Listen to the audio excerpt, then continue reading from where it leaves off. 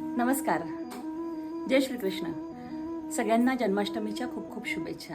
खरं म्हणजे श्रीकृष्ण हे एक असं व्यक्तिमत्व आहे जे प्रत्येक नजरेतून बघितलं तर प्रत्येकाला वेगवेगळं भासेल. जेव्हा आपल्याला वाटतं की आता सगळं संपलंय, इथून पुढे काहीच नाही, तेव्हा श्रीकृष्ण आठवायला पाहिजे. आपल्याला नवी उमेद पुन्हा जागायला सुरू होईल.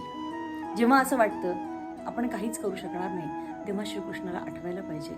जेव्हा सूर्यास्त होतो आणि सूर्योदय सुरू होतो त्या क्षणी श्रीकृष्णाचा जन्म होतो. आज 2500 वर्ष झाली श्रीकृष्णाला जन्म घेऊन, तरी देखील श्रीकृष्ण आजही बाळगोपाळाच्या रूपात आपल्याला आवडतो, तरुणाच्या रूपात आपल्याला आवडतो, तत्ववेत्याच्या रूपात आपल्याला आवडतो, तत्वज्ञानाच्या रूपात आपल्याला आवडतो. आपलं आयुष्य जगत असताना श्रीकृष्णाकडनं सगळ्यात जर काही शिकायचं असेल ते म्हणजे एखादी गोष्ट जर सुटून गेली तर पुन्हा तिच्याकडे मागं वळून बघायचं नाही, पुढे पुढे चालत राहायचं.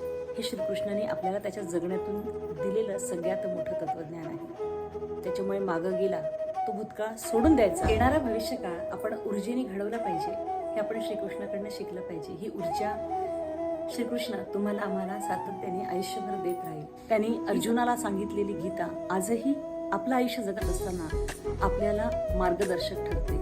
21व्या युगात जगत असताना, तंत्रज्ञान हाताळत असतानाही ही गीता तुम्हाला आम्हाला जगण्याचं सार शिकवते. आणि म्हणूनच आजही श्रीकृष्ण तुम्हाला आम्हाला प्रत्येकाला हवासा वाटतो, हृदयात जपावासा वाटतो. हा हृदयात जपणारा श्रीकृष्ण कायम मनात ठेवूया, त्याच्या मार्गक्रमणावरती चालत राहूया. याच जन्माष्टमीच्या सगळ्यांना खूप खूप शुभेच्छा. जय श्रीकृष्ण.